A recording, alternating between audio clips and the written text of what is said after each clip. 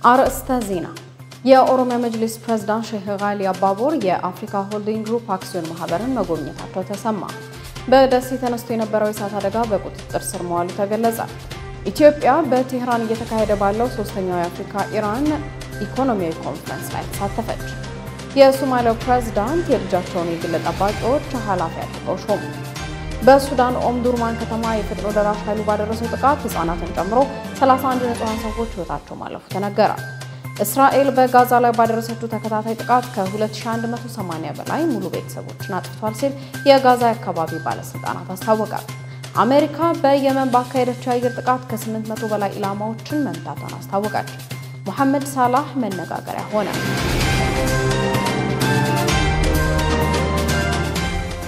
السلام عليكم ورحمة الله وبركاته دنا يتكبراتشو هي نجاش تي في تملكاتوች ነጃሺ መረጃችን ተጀምሯል። ከመረጃዎቹ ጋር ሀያት ከማል ነኝ አብራችሁን ሁኑ።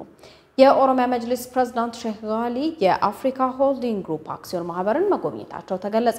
ሼህ ጋሊ የአፍሪካ ሆልዲንግ ግሩፕ አክሲዮን ማህበር ስራና እንቅስቃሴ ይዞት የተነሳውን የማህበራዊ ካፒታል አስተሳሰብ እንዲሁም ደግሞ ያለፈውን ትውልድ ድካም የሚክስና ለአሁኑ ትውልድ በረከትን ይዞ የመጣ ለሚቀጥለው ትውልድ ደግሞ ትሩፋት መሆን የሚችል ነው ብለዋል። በጉብኝቱ ወቅትም ሼህ ጋሊ ከአፍሪካ ሆልዲንግ ግሩፕ መስራችና ዋና ስራ አስፈጻሚ አቶ ደረጀ ማሙዬ ጋር የተደረገው ውይይት አይን ከፋሽ ነው ሲሉ ተደምጠዋል።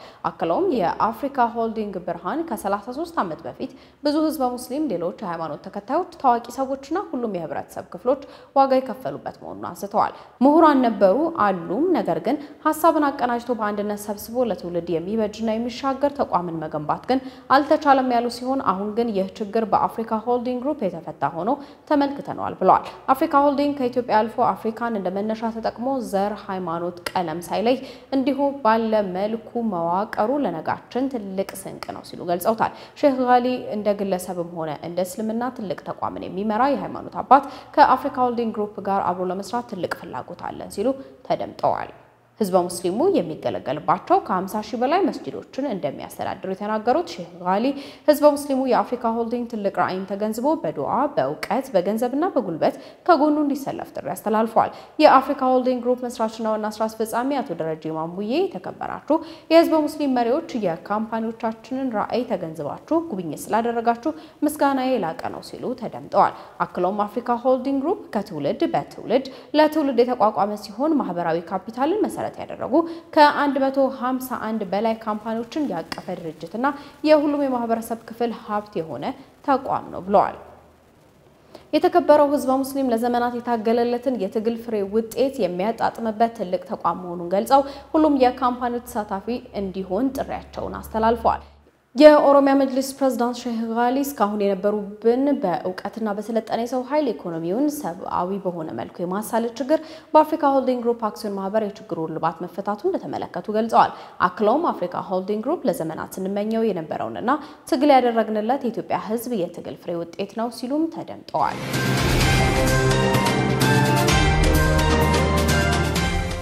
በደሴ ተነስቶ የነበረው የእሳት አደጋ በቁጥጥር ስር መዋሉ ተገለጸ። በደሴ ከተማ አዝዋ ገደል ተራራ ላይ ተከስቶ የነበረው የእሳት አደጋ በቁጥጥር ስር ውሏል ተብሏል። የደሴ ከተማ አስተዳደር አገልግሎት ጽህፈት ቤት ኃላፊ አቶ አስራት ለኤፍቢሲ እንደገለጹት እሳቱ በጸጥታ አካላት፣ የከተማዋ ነዋሪዎች፣ የመንግስት አመራር፣ ወጣቱ በአጠቃላይ ከ600 በላይ ማህበረሰብ ክፍል ባደረገው ርብርብ በቁጥጥር ስር መዋል ችሏል። በእሳት አደጋው የደረሰ የንብረት ውድመትና የሰው ላይ አደጋ የለም ያሉት ኃላፊው ደንና ሳር ብቻ መቃጠሉን ተናግረዋል። የቀረው እሳቱን የማጥፋትና የመለቃቀም ስራም እየተሰራ ነው ተብሏል። የደሴ ከተማ አስተዳደር ተቀዳሚ ከንቲባ አቶ ሳሙኤል ሞላሊን በበኩላቸው ማህበረሰቡ ያደረገው ርብርብ ስኬታማ ነበር ብለው ለዚህ ምስጋናቸውን አቅርበዋል።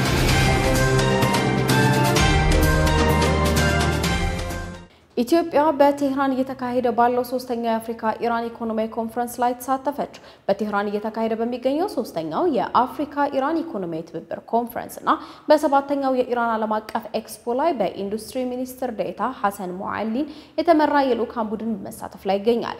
ሶስተኛው የአፍሪካ ኢራን የንግድ ኮንፈረንስና ሰባተኛው የኢራን ኤክስፖ 2025 እንደ አውሮፓውያን አቆጣጠር ከኤፕሪል 27 ሜይ 1 የሚካሄድ ነው። እንደ አውሮፓውያን አቆጣጠር ከኤፕሪል 27 እስከ 28 የሚካሄድ የሚካሄደው የአፍሪካ ኢራን ኢኮኖሚ ኮንፈረንስ በዋናነት በኢራንና በአፍሪካ ሀገራት መካከል ያለውን የኢንዱስትሪ የንግድና የኢንቨስትመንት ትስስርን ለማሳለጥና ለማጠናከር አተኩሮ የሚካሄድ መሆኑም ተገልጿል። የኢራን ፕሬዝዳንት መስዑድ ፔዜሽኪያን በኮንፈረንሱ መክፈቻ ላይ ባደረጉት ንግግርም ኢራን በጤና፣ በንግድ፣ በኢንዱስትሪና በግብርና ያስመዘገበችውን ስኬት በሚመለከት ልምድ ተሞክሮና ቴክኖሎጂ ለአፍሪካ ሀገራት ለማካፈል ዝግጁ መሆኗን ገልጸዋል።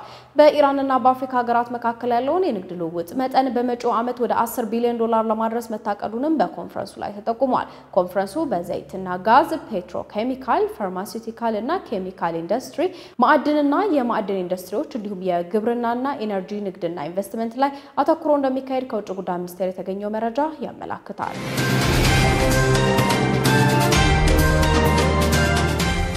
ከውጭ ምንጮች ያገኘናቸው መረጃዎች አልፈናል። የሶማሊያው ፕሬዝዳንት ልጃቸውን የግል ጠባቂያቸው ኃላፊ አድርገው ሾሙ። ሶማሊያ ጋርዲያን ጋዜጣ እንደዘገበው ፕሬዝዳንት ሐሰን ሼክ መሐመድ የግል ጠባቂዎቻቸው ኃላፊ ያደረጉት አብዱል ፈታህ ሐሰን ሼክ የተባለው ልጃቸው ነው። ቀደም ሲል በዚህ ቦታ ኃላፊ የነበረው ማስላህ መሐመድ የቤተ መንግስቱን ጥበቃ እንዲመራ መመደቡን አስረድቷል። ፕሬዝዳንቱ ይህንን ውሳኔ ለማስተላለፍ የተገደዱት በቅርቡ በአልሸባብ ታጣቂዎች የተደረገባቸውን ግድያ ተከትሎ መሆኑን የገለጸው ዘገባው ይህም በጥበቃዎቻቸው ላይ መተማመን እንደተሳናቸው የሚያሳይ መሆኑን አስታውቋል።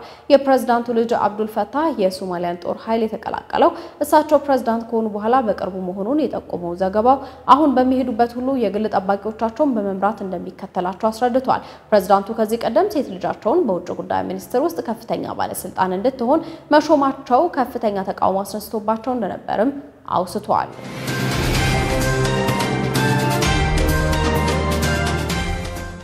በሱዳን ኦምዱርማን ከተማ የፈጥኖ ደራሽ ኃይሉ ባደረሰው ጥቃት ህጻናትን ጨምሮ 31 ንጹሃን ሰዎች ህይወት ማለፉን የሱዳን ዶክተሮች ኔትወርክ አስታወቀ። ሟቾቹ የሱዳንን ጦር ይደግፋሉ በሚል ግምት ለጥቃት እንደተጋለጡም ተነግሯል። ዝርዝሩን ሙስጠፋ መሐመድ ያቀርበዋል። በፈጥኖ ደራሽ ኃይሉና በሱዳን ጦር መካከል የተጀመረው የእርስ በርስ ጦርነት ለብዙዎች ሱዳናውያን ሞትና ስደት ምክንያት እየሆነ ይገኛል። ጦርነቱም እያደረሰ ያለው አስከፊ ረሃብና እንግልት በዓለም በአስከፊነት ደረጃ ግንባር ቀደም ተጠቃሽ እንዲሆን እያደረገው ነው። በሱዳን ኦምዱርማን ከተማ የፈጥኖ ደራሽ ኃይሉ ባደረሰው ጥቃትም ህጻናትን ጨምሮ 31 ንጹሃን ሰዎች ህይወት ማለፉን የሱዳን ዶክተሮች ኔትወርክ አስታውቋል። በኦምዱርማን ከተማ አካባቢ ከደረሱ ጥቃቶች ይህኛው ህጻናትንና ሴቶችን ጨምሮ ከፍተኛው የጅምላ ግድያ እንዲሆን አድርጎታል ሲል የዶክተሮች ኔትወርክ ገልጿል። ሟቾቹ የሱዳንን ጦር ይደግፋሉ በሚል ግምት ለጥቃት እንደተጋለጡም ተነግሯል። የዓይን እማኞች በበኩላቸው የፈጥኖ ደራሽ ኃይሉን ዩኒፎርም የለበሱ ታጣቂዎች በንጹሃን ላይ ሲተኩሱ የሚያሳይ ምስል በማህበራዊ ሚዲያ አጋርተዋል። የፈጥኖ ደራሽ ኃይሉ በንጹሃን የሰው ልጆች ላይ እየፈጸመ ያለውን ጥቃት በጦር ወንጀል የሚያስጠይቅ ከባድ ወንጀል እንደሆነም ገልጿል። ዶክተሮች ኔትወርክ የፈጥኖ ደራሽ ኃይሉ አሁን ላይ ጥቃት ባደረሰበት አካባቢ ያሉ ሰላማዊ ዜጎችን ለመታደግ ዓለም አቀፉ ማህበረሰብ አስቸኳይ እርምጃ ሊወስድ ይገባል ብሏል። የፈጥኖ ደራሽ ኃይሉ በዚህ ጉዳይ ላይ የሰጠው ምላሽ የለም። በቅርቡ የሱዳን ፈጥኖ ደራሽ ኃይል በምዕራብ ኮርዶፋን ግዛት ሐሙስ ዕለት በአንዲት መንደር ላይ ባደረሰው ጥቃትም ቢያንስ 74 ሰዎች ሲገደሉ 178 መቁሰላቸው ይታወሳል። የሱዳን ጦር የሰሜን ኮርዶፋን ግዛት ዋና ከተማ በሆነችው ኤል ኦቤድ ላይ ለወራት የዘለቀውን ከበባ በቅርቡ ካቆመ በኋላ በኮርዶፋን አካባቢ ያለው ጥቃት እየተባባሰ ብዙዎችን ከቤት ንብረታቸው እንዲፈናቀሉ እያደረገ ይገኛል። በፈጥኖ ደራሽ ላይ ለሚደረገው ዘመቻ ኤል ኦቤይድን እንደ ጦር ሰፈር ለመጠቀም ማሰቡ ይዘገባል። ጥቃቱን ተከትሎ የሱዳን ዶክተሮች ኔትወርክ መግለጫ ወጣ ሲሆን በመግለጫውም የፈጥኖ ደራሽ ኃይል ባል ኦዳይ አካባቢ በሚገኘው ባልዛፋ መንደር ነዋሪዎች ላይ አሰቃቂ ጭፍጨፋ ፈጽሟል ሲል ከሷል። ኃይሉ መንደሩን በመውረር 12 ህጻናትንና 9 ሴቶችን ጨምሮ 74 ሰዎችን ህይወት በማጥፋት 178 ሌሎች እንዲቆስሉ አድርጓል ሲልም መግለጫው አክሏል። ኔትወርኩ በምዕራብ ኮርዶፋን መንደሮች የተፈጸመውን ግድያ አጥብቆ አውግዟል። ፈጥኖ ደራሽ ኃይል እርምጃዎች ያልተጠበቁ ሰላማዊ ዜጎችን መግደል፣ ንብረታቸውን መዝረፍና ቤታቸውን የሚያቃጥሉ እጅግ መሰረታዊ የሆኑትን ሰብአዊ መብቶችን የሚጥሱ ናቸውም ብለዋል። የዶክተሮች ቡድን በኮርዶፋና በዳርፉር በሲቪሎች ላይ የተፈጸመውን የፈጥኖ ደራሽ ኃይል የጦር ወንጀሎችን በተመለከተም ዓለም አቀፍ ተቋማት እንዲያጣራም ጠይቀዋል። የተባበሩት መንግስታት ድርጅትና ዓለም አቀፉ አካላት ጥሰቶቹ እንዲቆሙ በፈጥኖ ደራሹ ላይ የሚያሳድሩትን ጫና እንዲጨምሩም አሳስቧል። በፈጥኖ ደራሽ ኃይሉና በሱዳን ጦር መካከል የተጀመረው የእርስ በርስ ጦርነት ለብዙ ሱዳናውያን ሞትና ስደት ምክንያት ሆኗል። ጦርነቱም እያደረሰ ያለው አስከፊ ረሃብና እንግልት በዓለም በአስከፊነት ደረጃ ግንባር ቀደም ተጠቃሽ እንዲሆን እያደረገው ነው። በዚህ አስከፊ ጦርነት ላይ ከ20 ሺህ በላይ ሰዎች ሲሞቱ 15 ሚሊዮን ደግሞ መፈናቀላቸውን የተባበሩት መንግስታት ድርጅት መረጃ ያመለክታል። መረጃው የአልጀዚራ የቢቢሲና የሱዳን ትሪቡን።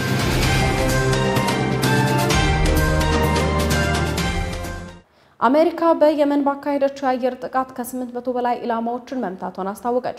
የአሜሪካ ጦር ሰራዊት በየመን የሁቲ ቡድን ኢላማዎች ላይ ከመጋቢት ወር መጀመሪያ ወዲህ ባካሄደው የአየርና የባህር ዘመቻ ከ800 በላይ ጥቃቶችን መፈጸሙን አስታውቋል። ዝርዝሩን ኢማን መሐመድ ታቀርበዋለች።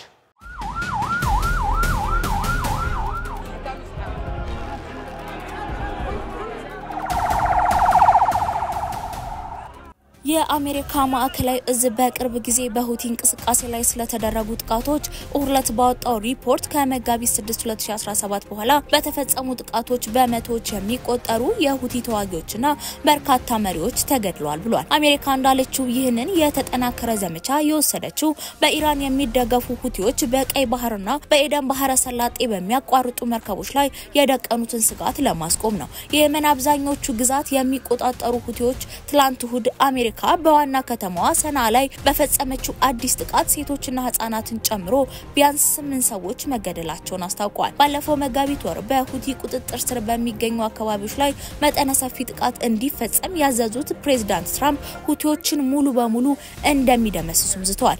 ጨምረውም ኢራን የሁቲ ቡድንን ከማስጠንቀቅ እንድትቆጠብ ቢያስጠነቅቁም ኢራን ግን የሚቀርብባትን ክስ በተደጋጋሚ ስታስተባብል ቆይታለች። የአሜሪካ ጦር እሁድ ባወጣው መግለጫ በተፈጸሙ ጥቃቶች የሁቲ የጦር መሳሪያ ማከማቻና ማምረቻ ከተመቱት ኢላማዎች መካከል መሆናቸውን ቢያመላክቱም ነገር ግን ስለተጠቀሰው ጥቃት ምንም አይነት ዝርዝር አላስቀመጡም። አሜሪካ በሁቲዎች በቀይ ባህር በኩል በሚያቋርጡ መርከቦች ላይ የሚፈጸሙትን ጥቃት እስኪያቆሙ ድረስ የምታደርስባቸውን ጫና እንደምትቀጥልም አመላክታለች። ባለፈው ዓመት ሁቲዎች በቀይ ባህርና በኤደን ባህረ ሰላጤ በኩል የሚያልፉ በርካታ የንግድ መርከቦች ላይ ሚሳኤል፣ ድሮንና ትንሽ ጀልባዎችን በመጠቀም ጥቃት ፈጽመዋል። በዚህም 2 መርከቦችን አስምጠው 3ኛውን በቁጥጥር ስር ከመዋላቸው በተጨማሪ 4 የመርከብ ሰራተኞችን ገለዋል። ሁቲዎች ለሚፈጽሙት ጥቃት ምክንያት እስራኤል በጋዛ ላይ በምትፈጽመው ጥቃት ፍልስጤማውያንን በመደገፍ መሆኑና ኢላማ የሚያደርጓቸው መርከቦች የእስራኤልና የአሜሪካና የዩናይትድ ኪንግደም የሆኑትን ብቻ ነው ቢሉም ይህ ግን ከእውነታ የራቀ ነው። ይህ የሁቲዎች ጥቃት የቀድሞ ፕሬዝዳንት ጆ ባይደን የቡድኑ ወታደራዊ ኢላማ ላይ የአየር ጥቃት እንዲፈጸም በማድረጋቸው ወይም ምዕራባውያን የጦር መርከቦቻቸውን በቀይ ባህርና በኤደን ባህረ ሰላጤ ላይ በማሰማራታቸው ሊገታ አልቻለም። ባለፈው ጥር ዶናልድ ትራምፕ ወደ ፕሬዝዳንትነት መንበራቸው ከተመለሱ በኋላ የሁቲው ኃይሎች የውጭ ሽብርተኝነት ቡድን በማለትም ሰይሟቸዋል። የቀድሞ ፕሬዝዳንት ባይደን ግን በየመን ያለውን ሰብአዊ ቀውስ ለማቃለል በሚል ይህንን የቡድን ፍረጃ አንስተውም ነበር።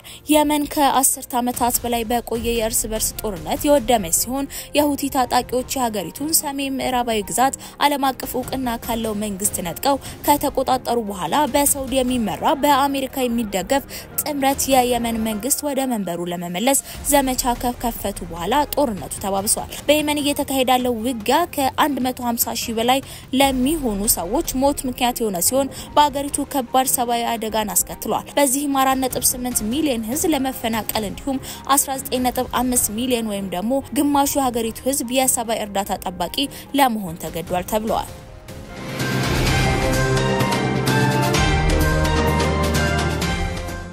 እስራኤል በጋዛ ላይ ባደረሰችው ተከታታይ ጥቃት ከ2180 በላይ ሙሉ ቤተሰቦችን አጥፍቷል ሲል የጋዛ አካባቢ ባለስልጣናት አስታውቋል። በዚህና እስራኤል በያዘችው የፍልስጤም ግዛት ውስጥ የምታደርገውን እንቅስቃሴ በተመለከተ ያላትን ግዴታዎች ለመመርመር ሄግ በሚገኘው የዓለም አቀፉ ፍርድ ቤት ICJ ህዝባዊ ችሎት በዛሬው ዕለት ተጀምሯል። ዝርዝር መረጃውን ዙበይዳ ሐሰን አዘጋጅተዋለች።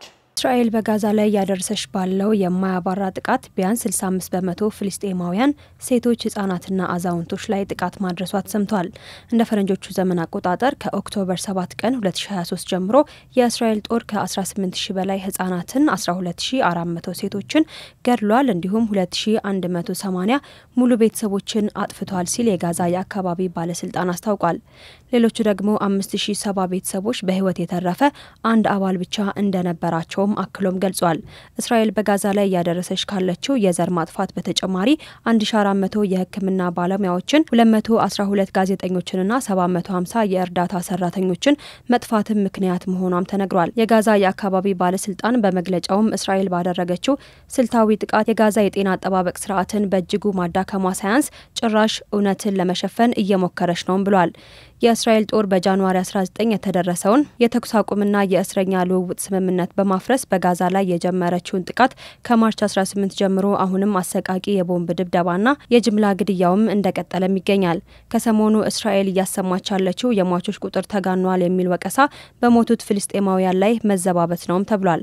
እንደ ፈረንጆቹ ዘመን አቆጣጠር ከጥቅምት 2023 ጀምሮ እስራኤል ከ52200 በላይ ፍልስጤማውያንን በህገወጥ መንገድ ገድላለች። አብዛኛዎቹ ደግሞ ሴቶችና ህጻናት ናቸውም ተብሏል። የዓለም አቀፍ የወንጀለኛ ፍርድ ቤት ባለፈው ህዳር ወር የእስራኤሉ ጠቅላይ ሚኒስትር ቢንያሚን ኔታንያሁና የቀድሞ የመከላከያ ሚኒስትሯ ዮአቭ ጋላንት በጋዛ በፈጸሙት የጦር ወንጀልና በሰዎች ላይ ባደረሱት አሰቃቂ ወንጀል የእስር ማዘዣ ሞቶባቸዋል። እስራኤል በጋዛ አካባቢ ባደረሰችው ጦርነት በዓለም አቀፍ ፍርድ ቤት የዘር ማጥፋት ወንጀልም ክስ ቀርቦባታል። እስራኤል በያዘችው የፍልስጤም ግዛት ውስጥ የምታደርገውን እንቅስቃሴ በተመለከተ ያላትን ግዴታዎችን ለመምከርም ሄግ በሚገኘው የዓለም አቀፍ ፍርድ ቤት ወይም ICJ ህዝባዊ ችሎትን በዛሬው ዕለትም አስጀምሯል። ችሎቶቹ የእስራኤል ግዴታዎችን ከተባበሩት መንግስታት ድርጅት፣ ከሌሎች ዓለም አቀፍ ድርጅቶችና በሶስተኛ ሀገራት በተያዘው የፍልስጤም ግዛት ውስጥና በተያዙት ጉዳዮች እስራኤል ስላለባት ግዴታ ላይ የአማካሪ አስተያየት ጥያቄም ይመለከታልም ተብሏል። በሂደቱ ላይ ከ40 ሀገራትና ከ4 ዓለም አቀፍ ድርጅቶች የተውጣጡ ተወካዮችም ቃላቶችን ያቀርባሉ ተብሎ ይጠበቃል። ከተሳታፊ አገሮች መካከልም ቱርክ፣ ማሌዥያ፣ ደቡብ አፍሪካ፣ ቻይና፣ ሩሲያ፣ ስፔን፣ አየርላንድ፣ ብራዚል፣ ኳታር፣ ሳውዲ አረቢያና ግብጽም ይገኛሉም ተብሏል። የተባበሩት መንግስታት ድርጅት፣ የእስልምና ትብብር ድርጅትና የአረብ ሊግን ጨምሮ ቁልፍ ድርጅቶችም አስተዋጽኦ ያደርጋሉም ነው የተባለው። የዓለም አቀፍ ፍርድ ቤት ወይም ICJ ህዝባዊ ችሎቶችን የቀረበችው እስራኤል በችሎቱ ወቅት ምንም አይነት የቃል አስተያየት እንደማትሰጥም ተነግሯል። የICJ መቀመጫ በሆነው በሰላም መንግስት እየተካሄደ ያለው ይህ ችሎትም ለህዝብ ክፍት ተደርጓልም ነው የተባለው። እስራኤል በጋዛ ላይ ያደረሰች ባለው የማያባራ ጥቃትም ከ52000 በላይ ፍልስጤማውያን እንገላለች። አብዛኛውን የጋዛ ሰርጥም ወደ ምድረ በዳነትም ቀይረዋለች። በዚህም እስራኤል በጋዛ ሰርጥ ላይ ባደረገችው ጦርነትም የዓለም አቀፍ ፍርድ ቤት ወይም ICJ የዘር ማጥፋት ወንጀል ክስም አቅርቦባታል። እንዲሁም ደግሞ የእስራኤል ጠቅላይ ሚኒስትር ቢንያሚን ኔታንያሁና የቀድሞ መከላከያ ሚኒስትሯን ዮአቭ ጋላንት በጋዛ በፈጸሙት የጦር ወንጀልና በሰው ልጆች ላይ በፈጸሙት ወንጀል የእስር ማዘዣ ማውጣቱም ይታወሳል። መረጃው የአናዶሉ ነው።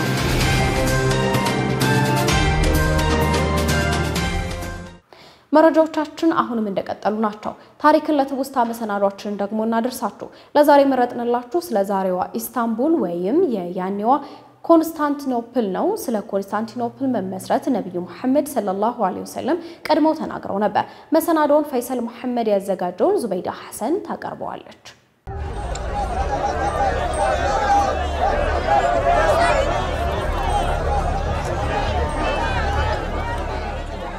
በዛሬው ታሪክን ለትውስታ መሰናዷችን በታሪክ መዝገብ ዞር ብለን ከተመለከትናቸው የታሪክ ክስተቶች አንዱን መርጠን ልናስደምጣችሁ ወደድን። ጊዜው በያዝነው ወር በፈረንጆቹ አፕሪል 22 ነው ከ1453 ዓመተ ልደት በፊት።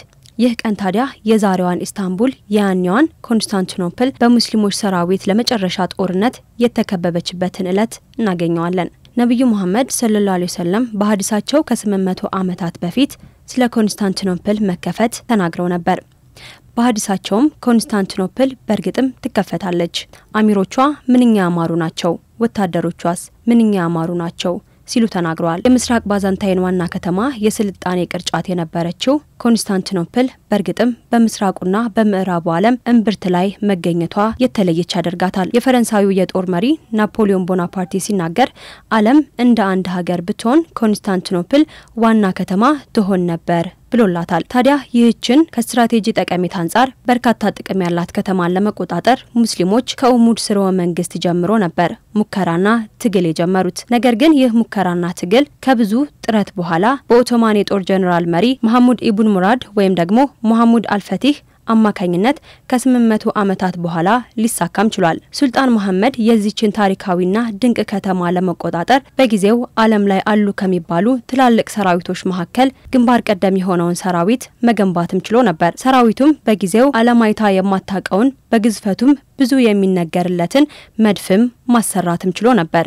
መሐመድ አልፋቲህ ከብዙ ዝግጅትና እቅድ በኋላ በፈረንጆቹ አፕሪል 22 በ1453 ዓመተ ልደት የታሪካዊቷን ከተማ ከበባም ጀመረ። 53 ቀናትን ከፈጀው ከበባ በኋላ የያኗን ኮንስታንቲኖፕል የዛሬዋን ኢስታንቡልን በሙስሊሞች እጅም ለመግባትም ችላለች። ይህ ታሪካዊ ክስተት የተከሰተው በዚህ በያዝነው በፈረንጆቹ ወር አፕሪል 22 1453 ዓመተ ልደት ላይ ነበር።